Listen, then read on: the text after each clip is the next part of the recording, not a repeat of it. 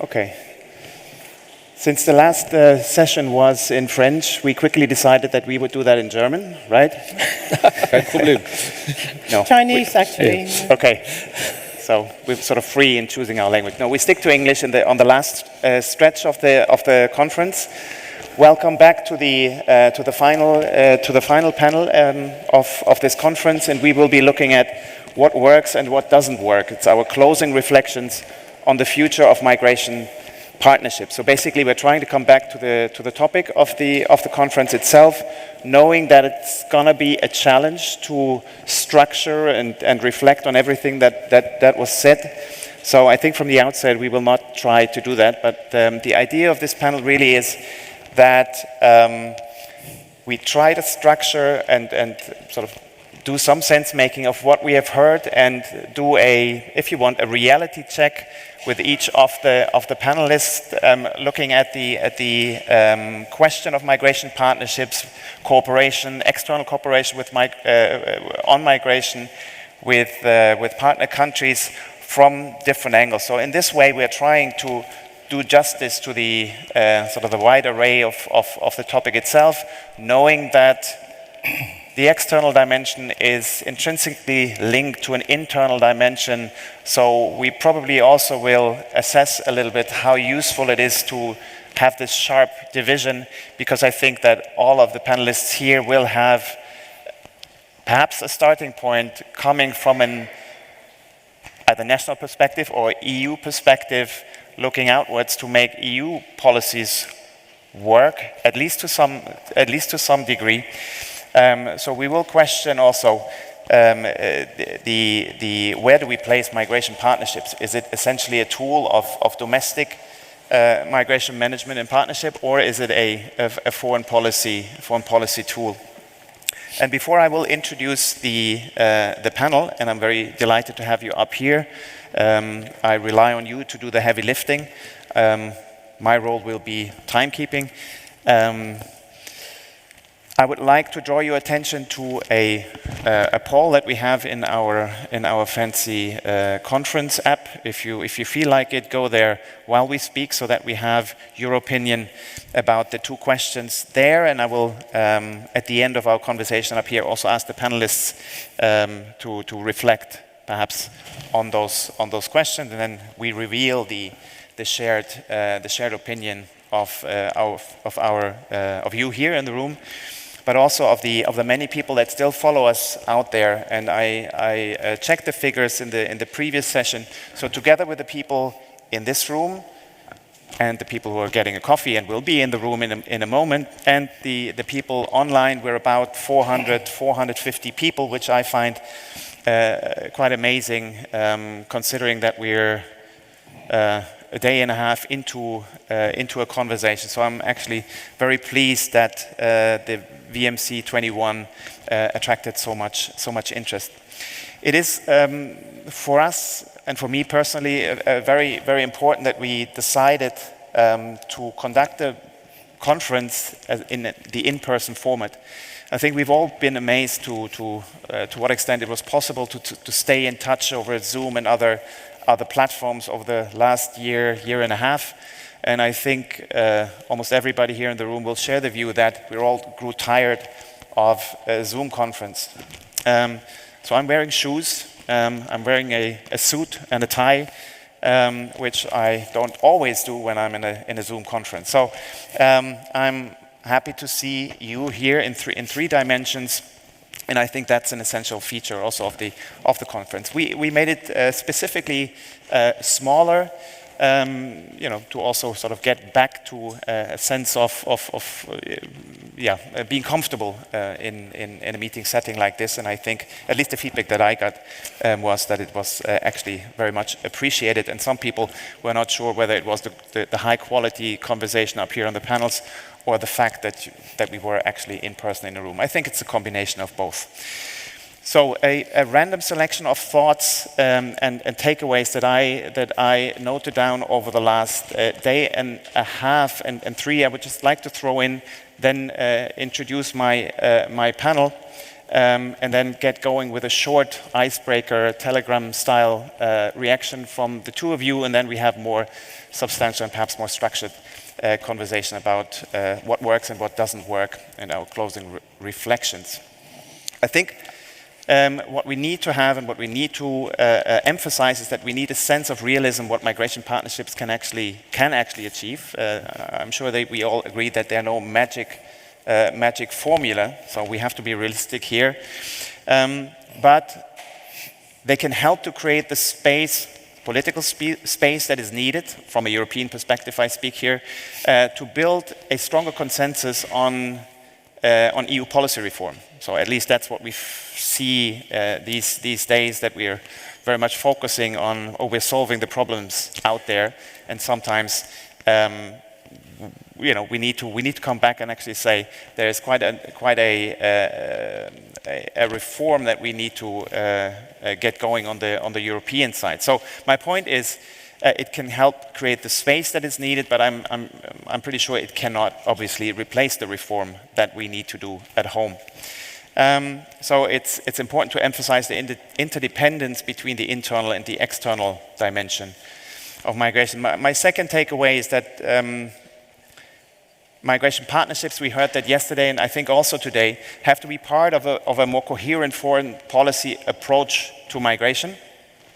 There was a reference to the importance of foreign ministries and foreign ministers in that context, with the tools, practices, skills, capabilities at their disposal. So I think there is a specific role for a foreign affairs role in migration partnerships, or in creating migration partnerships. And also here, migration partnerships cannot replace a coherent foreign policy and perhaps a whole of government, but they can reinforce such an approach. A third point that wasn't so much in the room, but there was a reference made here and there, is that I feel that global frameworks today don't seem to be as strong or strong enough to actually deliver yet. And but perhaps migration partnerships can come in here to provide the framework for cooperation, to pursue agreed objectives and define the modalities how to cooperate on migration. That's just three points that I've taken away from the discussions so far. Now, going into the conversation with my distinct panelists, I would like to first introduce them to you. Firstly, here next to me is Leo Brincat, who served in many roles in public life in Malta. You've been several times a minister there, and now as a member of the European Court of Auditors, you and your team have prepared I think a seminal report which was published late this summer, in September, I believe, examining the EU efforts to boost the cooperation on return and readmission with partner countries, and here specifically since the 2015 crisis. In your report, you go much further than, of course, to just look at return aspects. You make references to the links to development, trade, legal migration, but also sustainable reintegration. Then I move to my left or far left, Monika Sie. It's a great pleasure to have you here, General Director of the Clingendael Institute. You have many functions. One I pick out here is your advisory function for the Dutch government in many different ways, in the Joint Committee on Asylum and Migration, but also the National Advisory Council for International Affairs. You are a veteran observer of EU integration and on all things migration. You follow closely the Dutch, but also the European public opinion on migration and asylum issues. Finally, in the middle here, we have Raoul Ueberecken, Director of Home Affairs at the EU Council since over 5 years. Raoul, you have worked hand in hand with over, obviously, 10 different rotating EU presidencies to deliver on European migration priorities.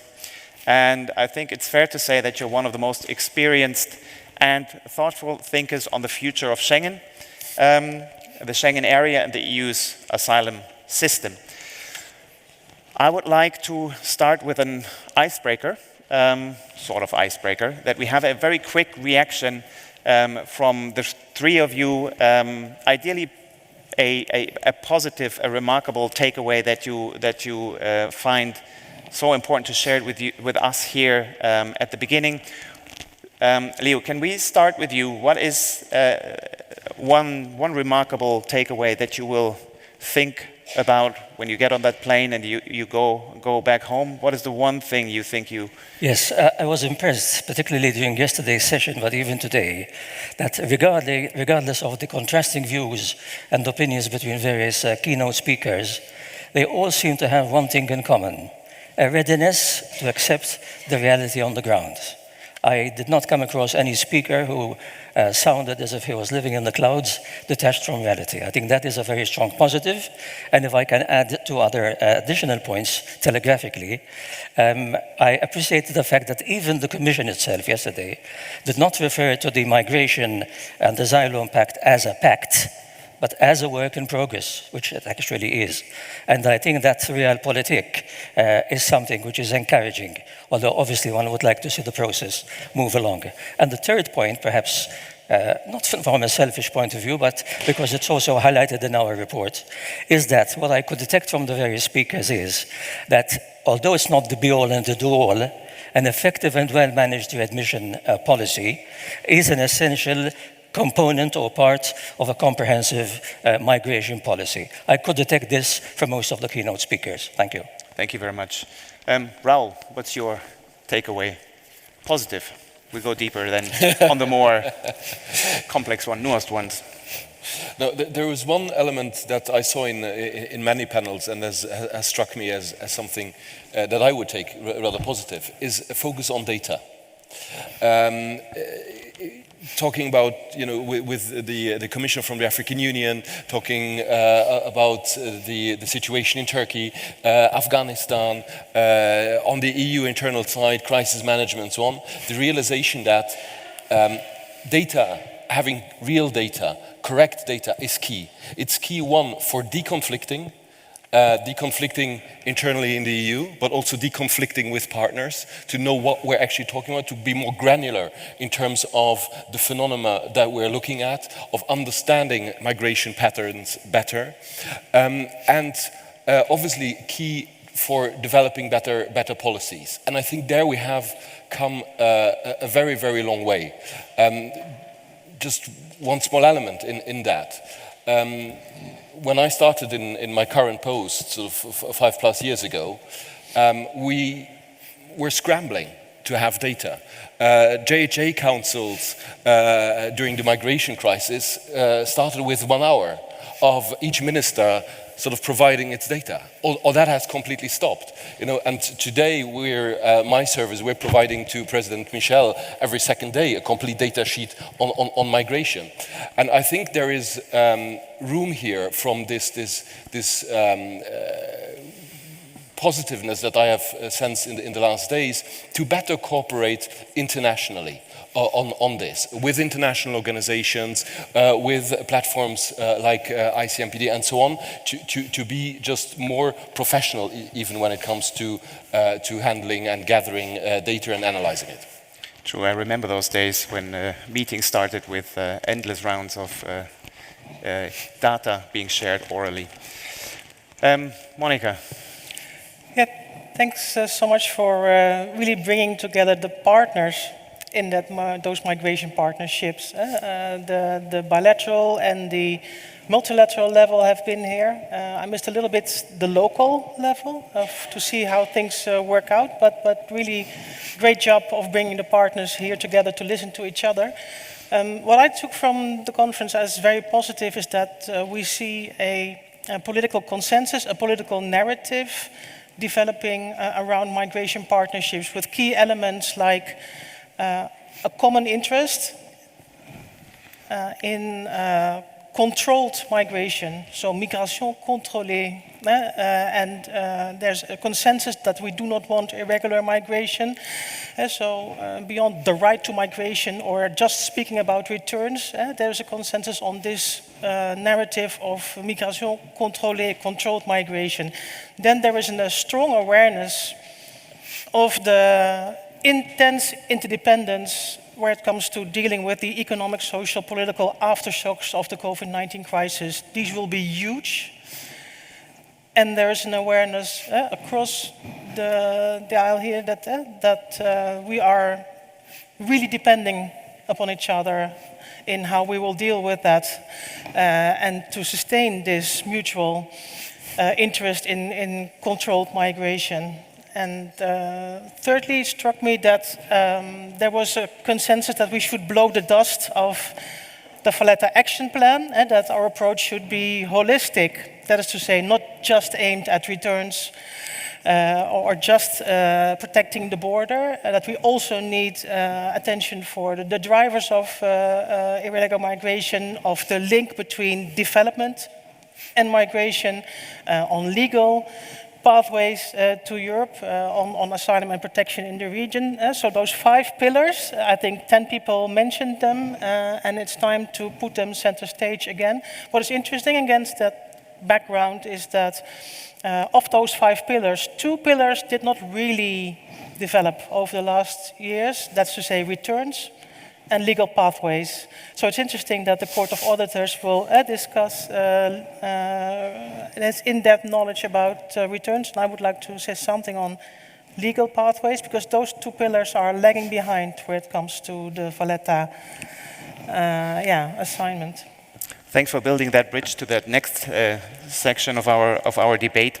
Let's come back to those points, perhaps at the end when we sum up. I would like to park them here and start with you, Leo, here next to me, and now try to contrast what we've heard over the last day and a half with the findings of your recent report, in which you look at the EU's cooperation with third countries in the area of return and readmission. And as mentioned before, or those of you who've read the report, it obviously touches upon a number of aspects that are key in relation to the effectiveness of the EU's external migration dimension. Can we, with you starting that section of the debate, drill deeper into that question to get clearer on what it is we expect an external dimension to actually deliver? Thank you. First of all, allow me to point out that although over the years the Court of Auditors has carried out various migration-linked audits, it has intensified its efforts considerably in recent years, so much so that over the last 2.5 years we had 3 back-to-back reports linked to migration, for which I happen to have been reporting member. The first was a revisit to the hotspots, primarily in Greece and Italy, within the context, of the broader context of migration management. Then we had a report on the efficiency and effectiveness of Frontex, especially given its new mandate. And thirdly, we have the report on returns, which incidentally was triggered at the request of the European Parliament, who actually wanted a report on this particular subject. I'll be brief, but I'll try to summarize as briefly as possible the salient points of our findings. If we sound critical, it doesn't mean that we have adopted the Eurosceptic approach, but since we have been tasked to point out the efficiency or lack of it of the various EU mechanisms or institutions, obviously we are a fact-based organization, so obviously we are basing ourselves not on any personal opinions, but on the actual reality on the ground, the findings of our technical team. Well, I would say that primarily we identified way back in 2019 within the context of the hotspots report 8 reasons for the low returns. In this particular report, we chose to focus on one particular aspect, the question of readmission to third countries, whether it is effective or not. What we found primarily is that the EU's cooperation with non-EU countries has not been efficient enough in ensuring that migrants illegally present on EU territory do return to their own countries. We also found that the negotiations, or the results of the negotiations with third countries, were, to use the technical word, suboptimal, to be polite, due to the insufficient use of synergies with member states and the cross policies. We also felt that there was limited progress made at EU level to create what we refer to as structural incentives for third countries to implement the readmission obligations. To be fair, there has been progress in some areas, particularly the visa policy, where the revised visa code provided the EU with a mechanism and tools for regularly assessing and stimulating third countries' cooperation on readmission. We found that the EU readmission agreements and arrangements did actually address most of the common obstacles to easing readmission. And joint readmission committees or working groups have provided fora for periodic evaluation of readmission cooperation. However, and I underline the word however, the recurring nature of some of the issues discussed showed that there were limits to their actual effectiveness.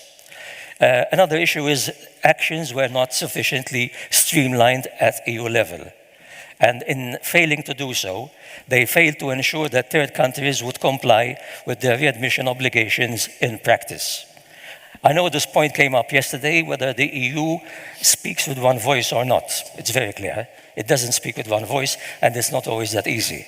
But in the absence of an EU speaking with one voice, in spite of the strong efforts by the Council central administration, in practice we always end up, or often end up, with 27 members having their own a la carte migration policy.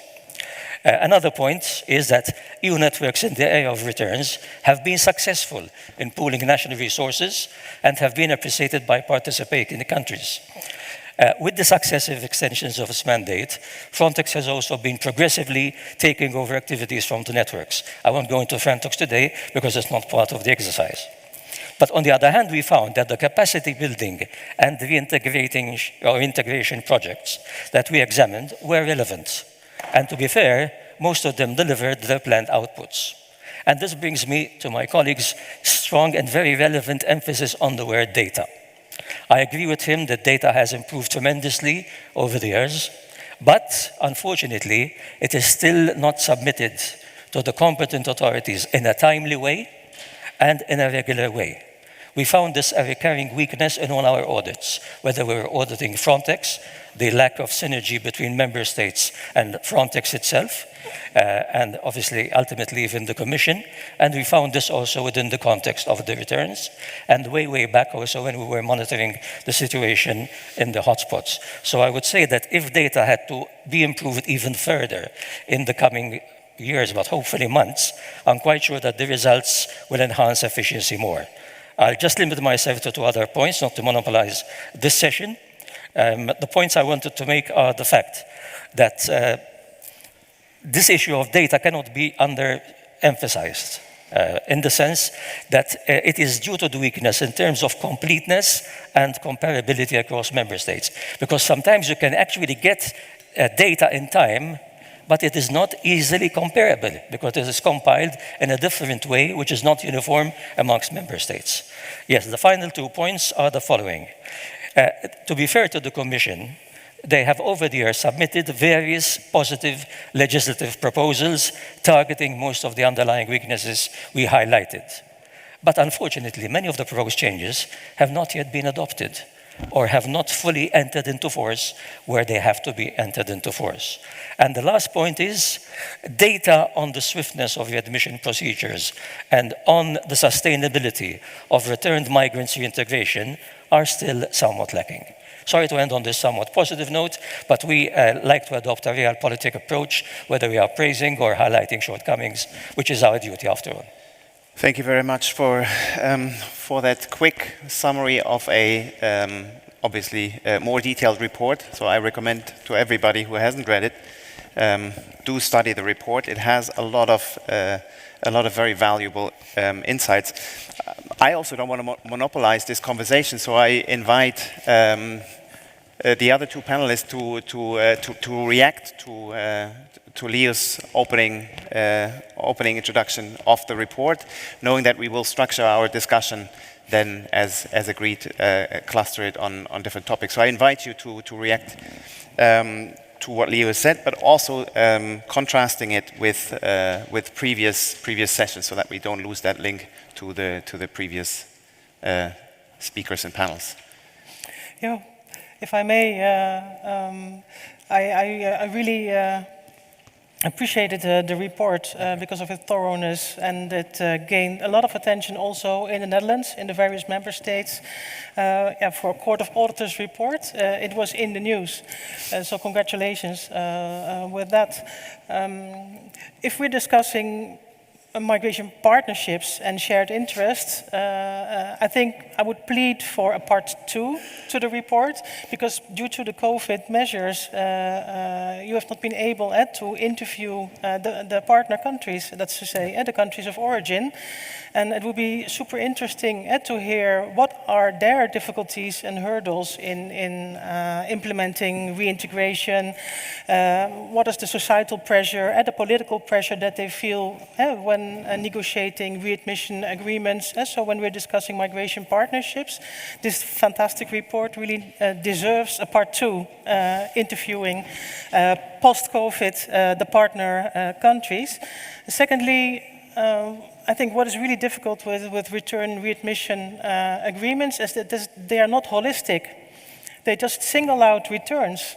And that is really difficult politically to defend in countries of origins. Whereas when we have a more holistic approach towards migration partnerships in which return and readmission is integrated, it is more easy, I think, to sell politically that you're aiming for migration contrôlée, there it is again, of which, of course, readmission and return is an integral part, but you're not politically accountable just for just taking back returns, because that's really difficult to sell if it's just that. So a holistic approach, I think, is needed also and an indicator for this aspect is that the informal practical arrangement, which remain confidential, they work better. And that might have to do with the fact selling your readmission agreement in Parliament and also in the news might not be that easy for countries of origin. Third point, yesterday we had a fantastic panel on the geopolitics, and what we have not done is to link that to migration partnerships. And we have not really digested the fact that the distribution of power around these migration partnerships is changing thoroughly. That's to say, pressure on the border is an instrument of power. We all know that by now. Everybody knows it, and you can completely misuse it as Belarus does it, and you can just let the Europeans feel what it is to have 4 million refugees in your country, just to, how should I say it?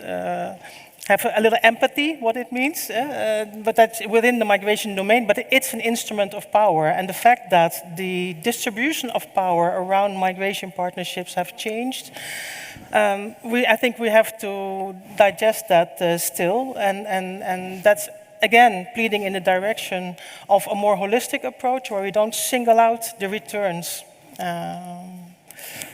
Yeah, I think that is one of the lessons that we can take from here, that in order to achieve sort of better outcomes and return and readmission policies, it is sometimes wiser to take a different route and place it in a wider and more holistic context or framework.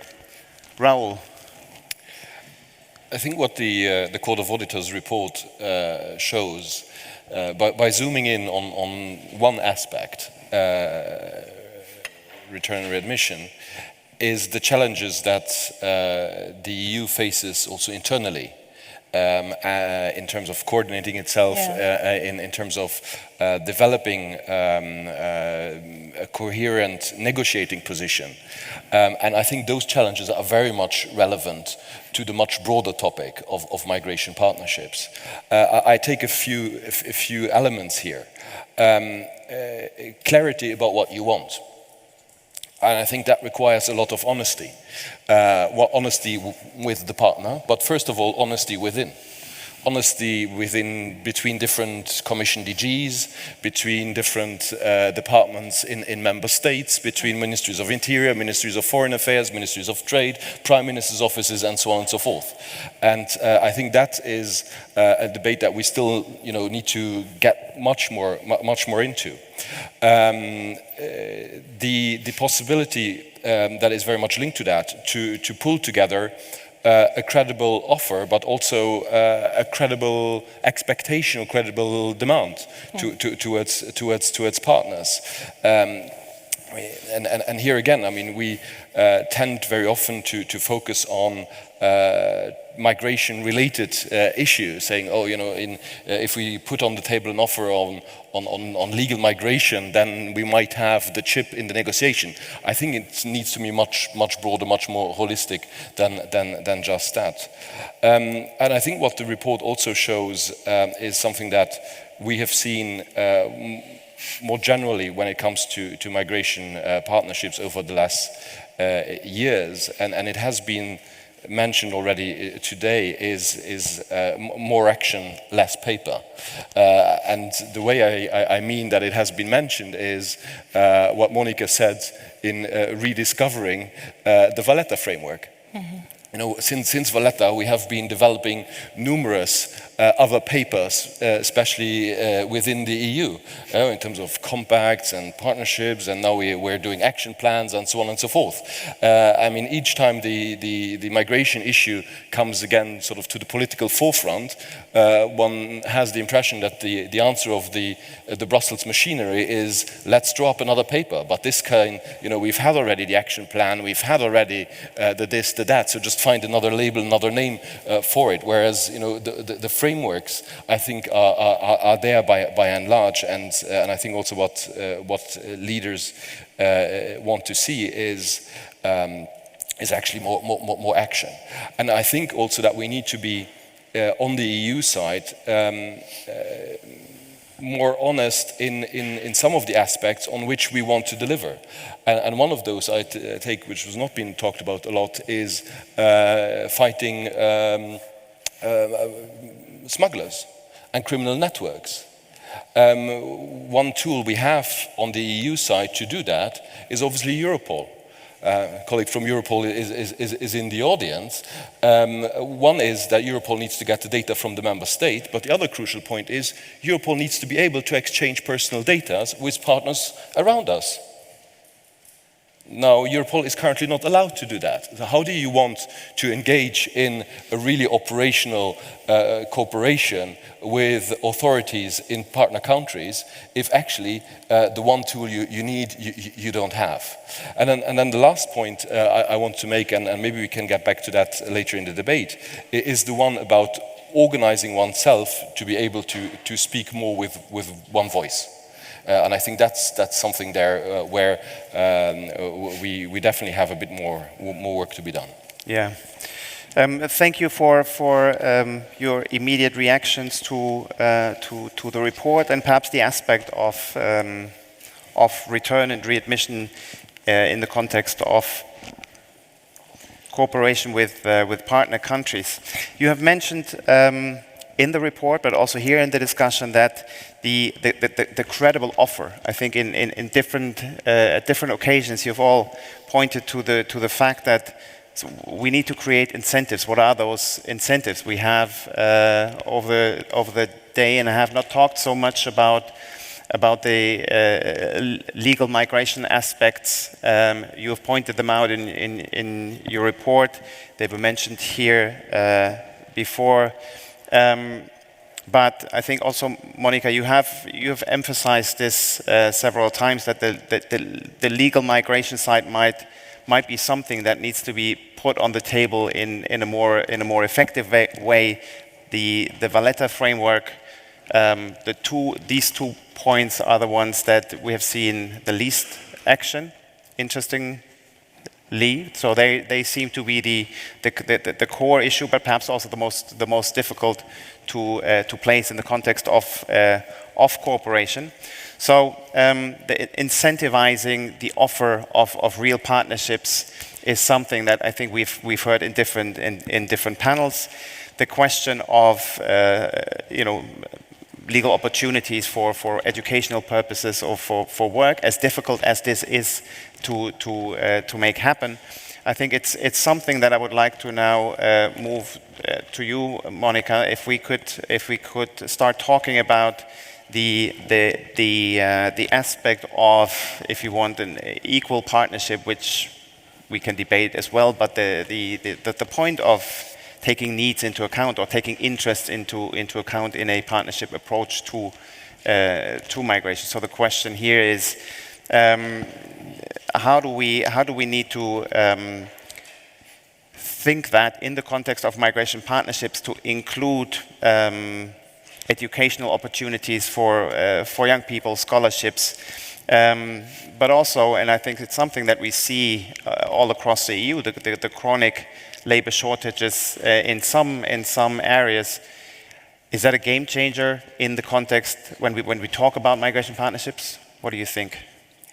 Yeah, I think this emphasis on talent partnerships is a very positive notion in the Migration Pact, and I think we should not underestimate how important politically it is to have legal pathways in the package and make them work. Because Europeans are asking from the countries around them to, in a way, assist them in fortifying Europe. That's what we ask to these countries when it comes to countering irregular migration, where it comes to return and readmission. So they support us in building Fortress Europe. But then we have to say, okay, we promised in the Valletta action plan that we will make gates and bridges in this fortress, like a medieval fortress, with stone bridges, with border guards at the gate. So the ideal picture is that there are these stone bridges for resettlement, that we share the burden of protection in the region by inviting refugees to come to European countries, but also that we have a gate and a bridge that is open for legal migration for study and work. Politically, this is key to have sustainable migration cooperation in the years to come. Now, this is super difficult to implement. ICMPD knows because you are doing that with pilot projects. Of course, we have a quite substantial legal migration coming to Europe, more than 2 million people coming legally per year, but they don't come predominantly from these countries, and we also don't link that legal migration to the migration partnerships. So when we start discussing additional legal pathways, we have to have a clear vision of the structural environment that surrounds us, which is whole of government and quite complex, and of the key actors running around in that structural environment, that's to say migrants and employers. And so I think we can be proud that today we have here people from the Ministries of Interior, also people from the MFA, but we also need people from the economic ministries who know the labor market shortages, for instance, in the digital sector and in Europe. Post-pandemic, they are huge. We have an intense labor market shortage, for instance, in that sector. So we need people from the economic ministry. We need people from the development ministries who have been working in these countries of origins to make the link between migration and development work. So we don't brain drain these countries, but we develop skill partnerships. So we educate, Ministry of Education, and we educate 3 times as many people as we bring in to Europe, so we don't brain drain these countries from their talents in these fine talent partnerships. So we need the Ministry of Economic Affairs, Development, Education. And so the structure is whole of government. And we also have to look at the motives of the migrants. I'm a migrant, and Jules Simon was a migrant here. The chair, you are a migrant. But we have not discussed in the panels the motives of the migrants. And this is also key to making migration partnerships works. What drives these migrants? And also of the employers. What are their exact needs when we discuss skills? So to involve them from the start in these kind of discussions is also key to making legal migration work. So we have been quite inclusive already, but we need to be whole of government plus the migrants and the employers to really make it work. Yeah. Sorry, I didn't want to cut you. Yeah. Yeah, maybe to get very concrete, now post-pandemic, we see a huge push pressure on the border because of the big unemployment. The economic aftershock of COVID will be huge. If we realize that the 2011 problems in Tunisia were a direct consequence of the 2008 crisis, and of the economic aftershock, then we can foresee what the economic aftershocks and the instability effect will be of the COVID crisis. So we need to prevent another 2011-2015 crisis by seeing that already now.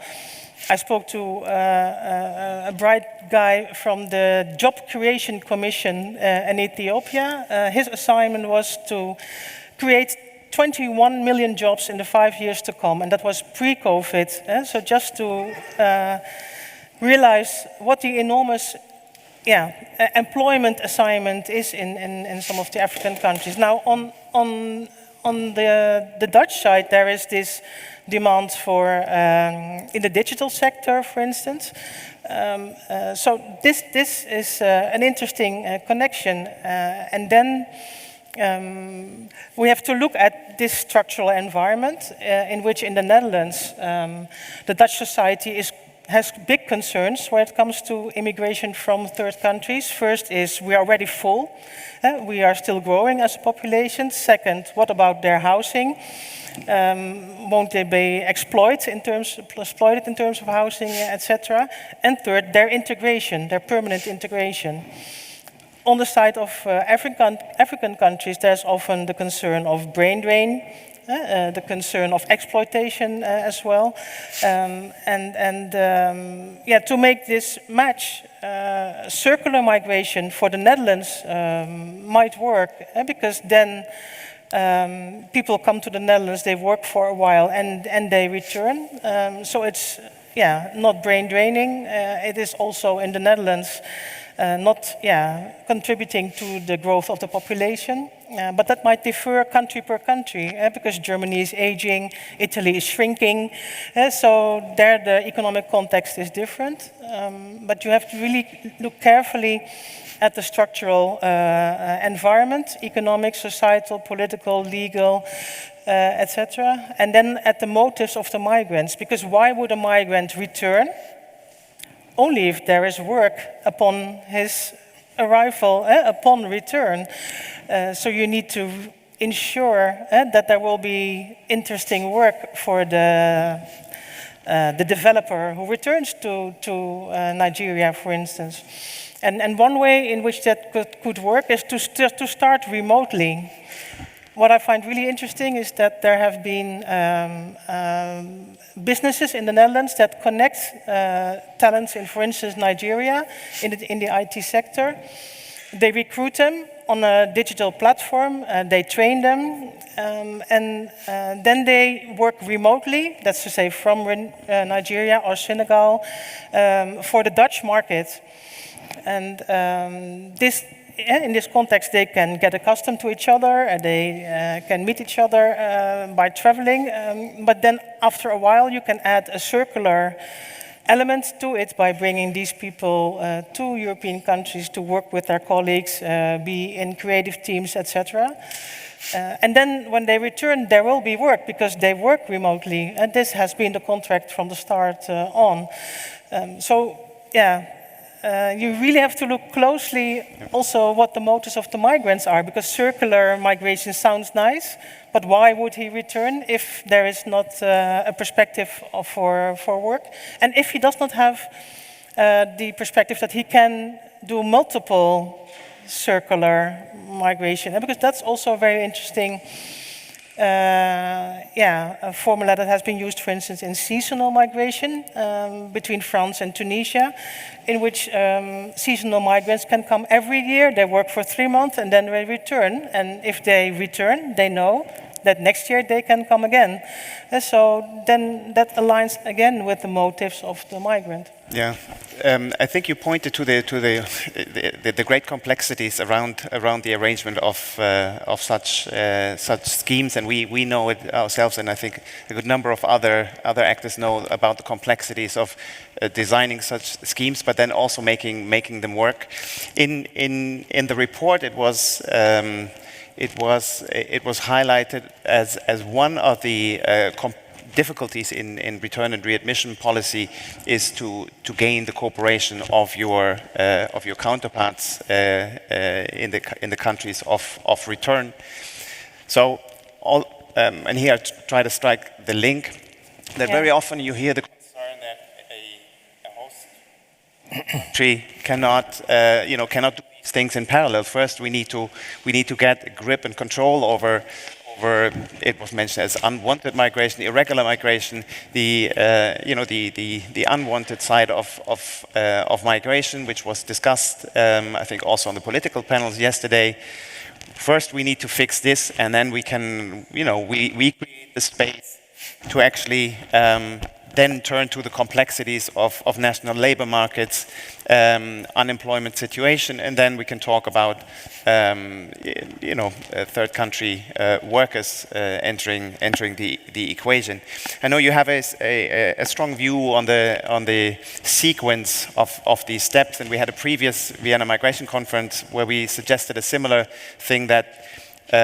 As complex as it may sound, the bigger chance for progress we will have if we see these steps in parallel and not in sequence. But there is obviously a public concern, a political concern that you have X number of irregular migrants arriving in your country, and now you add Y number of labor migrants. So basically, you increase those complex numbers that your public may or may not appreciate. And here then our experience, at least, and here I'm curious to hear your views, is that it's not about replacing this group of people into another stream when it comes to the offer in a migration partnership. Then it's not necessarily about numbers, but about the readiness to actually talk about schemes that actually work, even if in the beginning, and we know that it's not, I think in the beginning we should not look at the costs of those schemes, because then it becomes very out of proportion. But I think to start and test in a pilot character such arrangements, then we'll see that in order to get the cooperation that you highlighted as one of the weak points, you have a strong impact, even if it's not about great numbers, but it's about the decision behind it to offer it. And sometimes it also involves the same institutions. And so you, for instance, if you invest in public employment agencies in countries of origin, they are key where it comes to recruiting in a fair manner people that could come for work or study legally to European countries. But they are also key where it comes to reintegrating people in the economy of the country of origin, or connecting these people with job opportunities in other African countries. So, for instance, like in a country like Tunisia, you have a pretty well-developed public employment office, and this office that cooperates closely with the French, for instance, recruits people to go to France, but also when they return, can show them many job opportunities in Africa. So it's about legal pathways, but it's also about reintegrating people upon return. And so investing in these employment offices really makes sense from both sides. And again, you cannot ask countries to help build your fortress if you do not build bridges together. Is there any quick reaction from the two of you? Otherwise, I would turn to the audience and to the online participants. If I just can say one word, what strikes me very often in Brussels and in Commission papers when looking at legal pathways is that there seems to be a quest for creating something new, reinventing something, which might have to do with the fact that legal migration, labor migration, family reunification, study migration, and so on and so forth, is by and large done by member states. And I think we, in terms of, both in terms of the real policy, but even more so in terms of the narrative, exactly. There is a real issue here that we're not pooling together what member states are already doing, the many good experiences. Monika mentioned just a few, you know, and it is in a way frustrating, sort of in this Fortress Europe debate. I mean, the figures again are there. I mean, Monika mentioned 2 million legal migration a year. That was my first point. But you know, so that's hardly a fortress, is it? You know, so but we do have this difficulty in pulling that together and putting it out there as something that is already working, that is part of what the EU and its member states do. Yeah. It struck me that in the Migration Pact, there was a proposal to have a return coordinator, but there was nothing on partnership coordination. So to bring these lines together, where it comes to, okay, what are we doing already bilaterally, legally, for work and study? What could the EU offer in terms of pilot projects in addition? A coordinator who goes around with his basket in the run-up to an important visit or a negotiation when it comes to readmission would help a lot. Borrell said again immediately to me, "Oh, not another coordinator, please." But I can imagine this role to be very important, also politically, to bind these things together in a narrative. I think that's a very powerful and pertinent point that we should certainly take forward from here. I would like to quickly turn to the participants, because I see my boss here and he is very strict on timekeeping, and I see the clock ticking.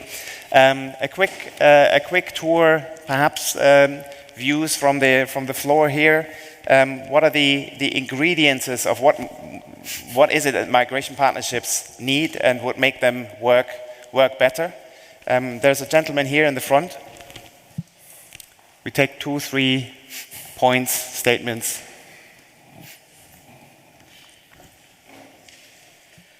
Okay, thank you very much. This is Ahmed Salehin from Bangladesh.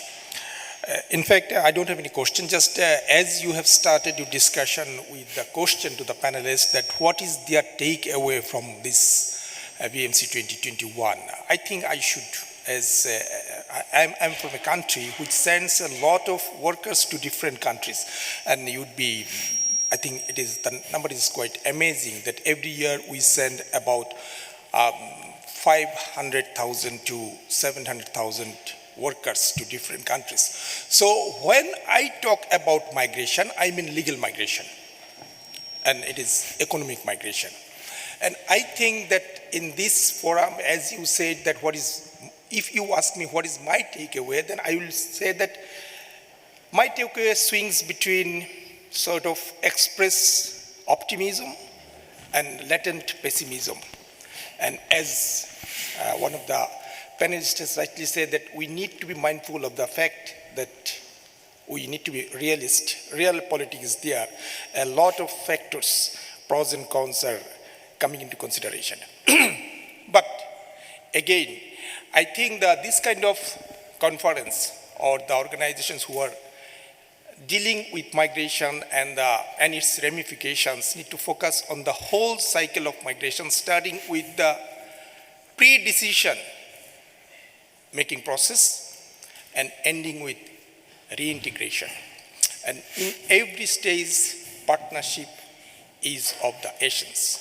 And I think in particular that even from Bangladesh and a South Asian country, we have evidence that people are trying to go to different European countries through a number of different routes.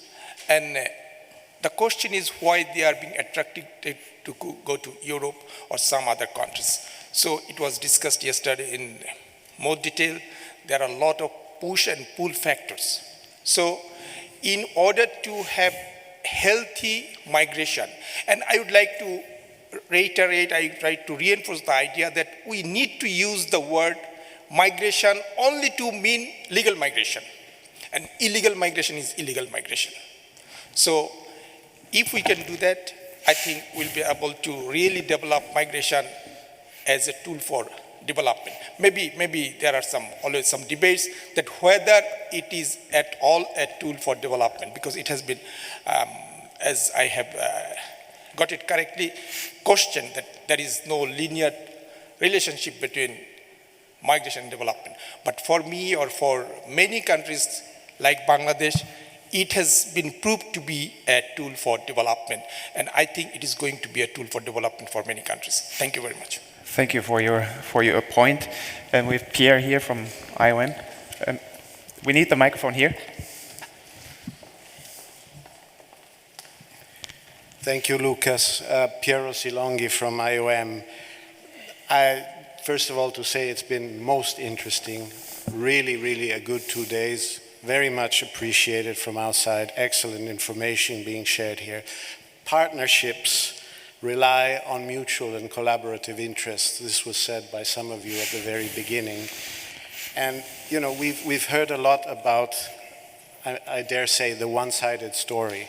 The fighting irregular migration, the return and readmission, the external borders, and to some extent the root causes.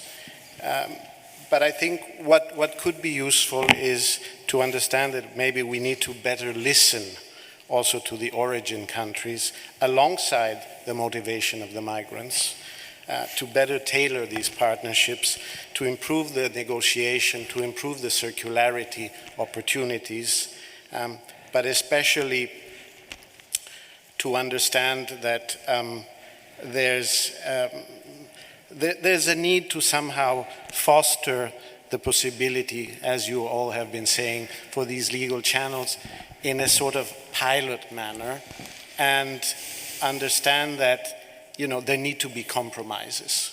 You cannot be super humanitarian or super anti-migration when you're doing legal migration channels. You need to compromise, and people should not come up and say, well, you're doing these circular migration programs, but, you know, you're dividing families, etc.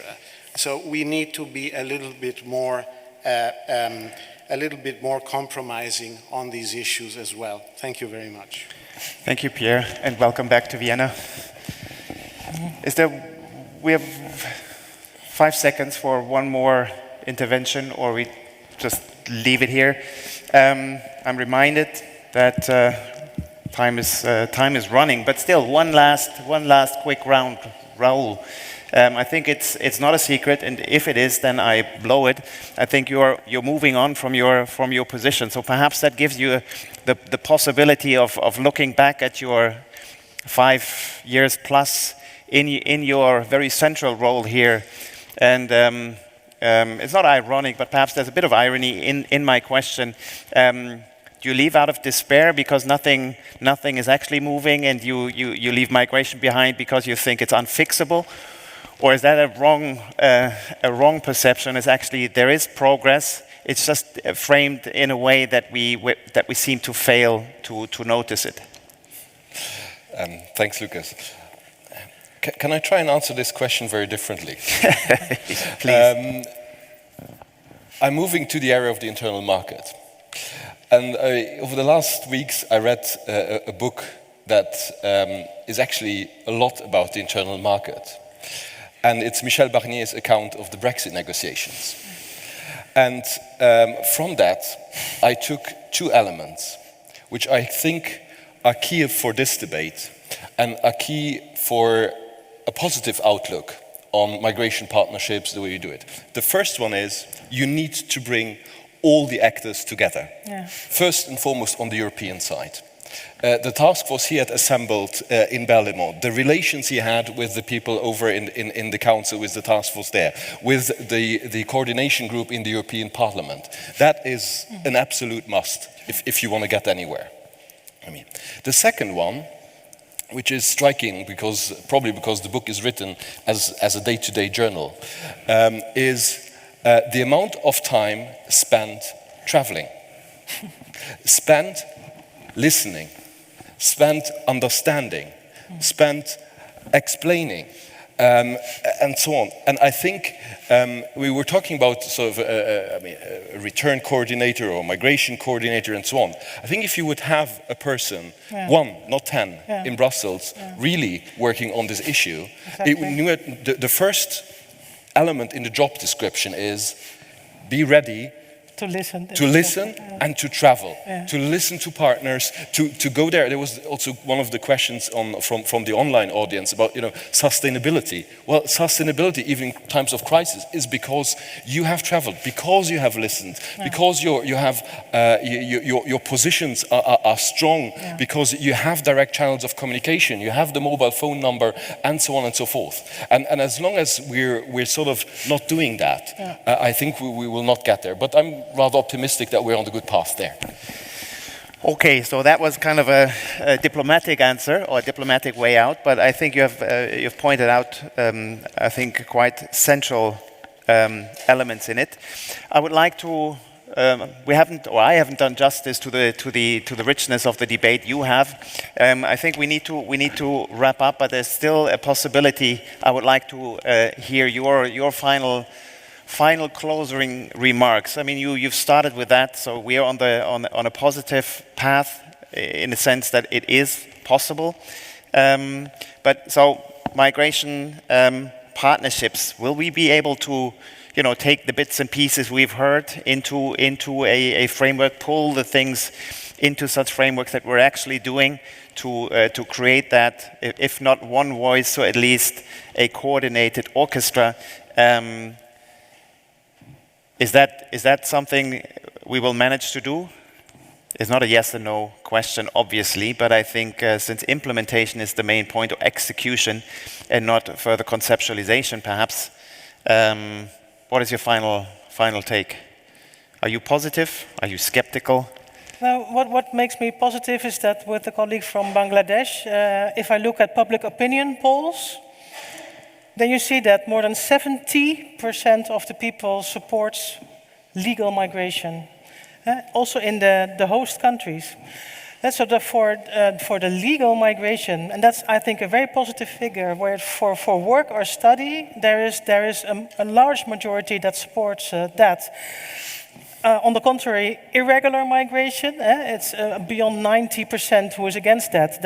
In the Netherlands, 11% is still for open borders, quite interesting. So very in the green left maybe, but it's 11%. So it's really important, like you say, to distinguish between legal migration, irregular migration, and to focus on controlled migration. And that has to become the narrative, I think, of these migration partnerships, and then taking into account that you have to do these parallel tracks. You will not have the irregular migration go down to zero, as the Dutch Prime Minister wishes, without making a gesture where it comes to protection, resettlement in the Netherlands, and legal pathways towards the Netherlands. It will go. It will only work if you do the different things in parallel. Focused at controlled migration. And a warning signal, I think, is the lowering support in the public for asylum. we measure year after year that the support for asylum is dropping, and this is due to the fact that people are more and more mixing asylum with irregular migration. And so the fact that we do not manage to say, okay, these are people deserving protection, but these are all people entering irregularly, that we see that year after year the support for asylum is dropping. So it's really controlled migration that has to become the assignment for people in the audience here. Right. Thank you. Raoul, any final observations on top of your... One point which gives me some optimism. It comes from a rather negative note, but to me gives a lot of optimism, is if you look at the conclusions of the European Council that they will adopt in 2 days' time, I see one element there at the leaders' level, which is impatience. They want to see action. They want to see that we deliver on those partnerships. They don't want to see more paper, they want to see action. It's written there, it's very clearly there, the finger is pointed in very clear direction. And that gives me a lot of optimism. That means that at the highest level, the willingness is there to get serious on this. To finally get things done. Leo, your final takeaways. Yes, I'll take my cue from what Raoul said, and also the point the gentleman made, that interests were mentioned and the importance of listening. I think that in any even readmission negotiations, the top-down approach will not get us anywhere. I'm not saying it has to be based entirely on positive incentives. We believe as a court, it results from our findings, that there should be a sort of a toolkit which mixes both positive and negative incentives, with the weighting more in favor of the positives. Why? Because unless we generate trust between the EU member states and the third countries, we cannot even get to the stage of discussing interests. So long as there is trust, things can move ahead. And I'll mention a practical example which was highlighted to us in a report by a third country, which I will not name out because I was asked not to name them. They told us we engage much more readily with member states rather than with the bureaucratic machine in Brussels, not because we have anything against the European Union, but sometimes we're approached from the European Union by a very good technical person who is a middle ranker in terms of protocol. On the other hand, if we are approached to discuss the same issue by, say, the Chancellor of country X or the Prime Minister of country Y, we feel we are given more importance. So even psychologically, although the agenda item is going to be the same, I think psychologically the way these countries are approached is also another important factor. My last observation is, when I referred to the importance of the EU speaking with one voice, I know it's not practical and it cannot be done overnight, but what can easily be avoided is that we must avoid situations which exist until the present day, where you have various members of the European Union, even member states, engaging with the same third country, but all adopting a different approach. And that not only sends a signal of confusion, it shows a signal of vulnerability, which, if they are wise enough, they can exploit further and use to their advantage to even step up illegal immigration into the European Union. On the other hand, to end on a positive note, the point which Monika made on legal pathways would be very interesting from the Court of Auditors' point of view, but I think it would be presumptuous of me to commit an audit at this stage, because any audit on any subject, it could be food waste, it could be agriculture, has to be part of our annual work program. So it's not something which I can just throw on the table and decide upon there and then on my own. It has to be a collegial feeling, a decision. But I think the point you made is very valid, and I think this should be considered as part of our annual work program, and all I can pledge at this stage or commit myself to is that I will definitely convey this strong observation and recommendation for consideration to our court. And then obviously, ultimately, what is decided upon is beyond me as such. It will have to be a college decision. But thank you once again for the valid points raised, both from my colleagues on the podium here and even from the floor. Thank you very much, and we will be anxiously expecting your annual work program and see what.